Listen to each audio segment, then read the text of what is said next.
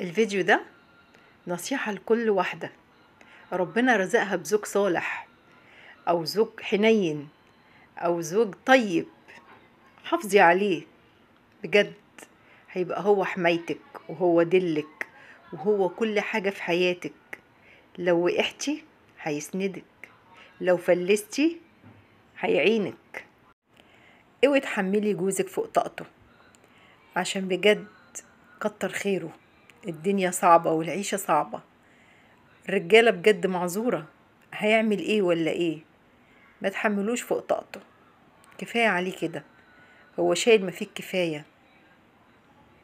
كوني حنينة عليه. وانت كمان لازم تراعي مراتك وتحافظ عليها وتشوف طلباتها بس في المعقول. ربنا يهدي ويصلح الحال. عارفين الناس اللي هي دايما قلبها أبيض، ولما بتعمل لها حاجة دايما بتسامح وبتنسى وبتغفر؟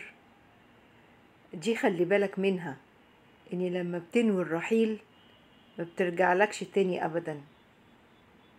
خد بالك منها. الأصيل برقبته يفديك، أما الندل عشان جنيه يقدر يعاديك.